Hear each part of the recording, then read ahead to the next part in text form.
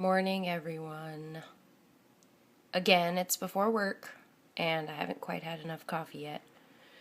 So my apologies if I sound like I'm a bit slow right now. Anyway, this morning I wanted to show you my second set of ideas, I suppose, on how to research an orchid that you're having trouble with.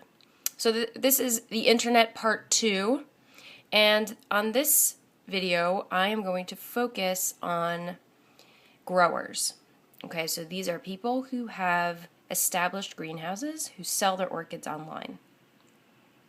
Now, this image is actually the plant in question, a specimen, clearly. And I found this image online, and I saw that it was grown by someone at Golden Gate Orchids. And so what I did was I looked up Golden Gate Orchids. And I found that Golden Gate Orchids has an epigeneum for sale. So I decided to contact the info. Up there, there's the contact us. There's it right there. The contact us info and send them an email about my orchid. So here's what I wrote. Hello, I am trying to find some information about this plant. I did not purchase this plant from you, but I do hope you can help me with some culture questions since I am not having good luck with the plant. First of all, I purchased the plant as a saved plant from deforestation. It was recommended to me to place the plant in sphagnum and bark, which I did, but nothing happened for over 4 months. I then mounted my plant on a cool log. Are you familiar with them? But again, nothing. No growth. It has been on there for 1 month. I did this in order to provide constant moisture, but I am concerned that the cool nature of the log is impeding growth. Any advice would be most appreciated.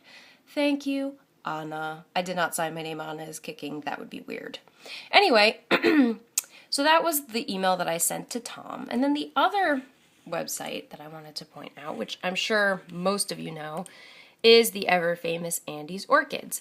And Andy, as many have talked about in various videos and other forums, Andy knows everything about species. He is kind of like a walking encyclopedia. And he's a really, really nice man, and I met him in Philadelphia recently. And I bought some plants from him, and they're doing really well. And what's great about him is that all of his plants that are on his website have very good detailed and short descriptions of how to care for them. So I contacted him as well, and I've contacted him in the past, and he's always responded. So I wrote a very similar email, which I will not repeat in that silly, funny voice. But what I wanted to do now is show you the responses that I received. So first, we've got Team Tom. Hi, Anna. I've had best success growing Epigeneum leoni in New Zealand sphagnum moss in very shallow clay pots. The plants should be kept moist at all times. The plants tend to make new roots as the new bulb is almost formed. That's a typo. And this is the best time to repot. I would check to see if there are any viable eyes at the base of the lead bulb from which the new growth will develop. They grow warm, so to encourage growth, I would put in a warm location. I hope this helps, Tom. So that's great, right? That's an awesome, really, really helpful description.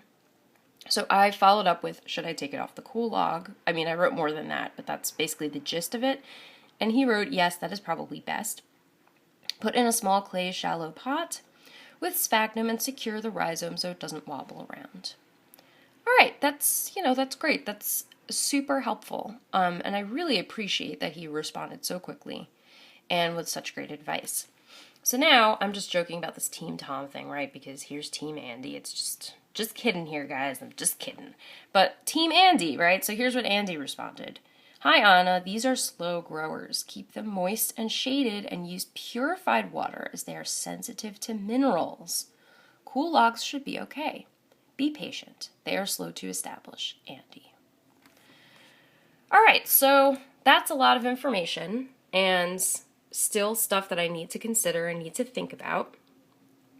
But one thing that I wanted to tell you is that I then did a quick Google search of Epigeneum leoni, and I knew that that was one of the, that was one of the synonyms right here, Epigeneum triacrianum, leoni. So I looked it up very quickly and I found this website.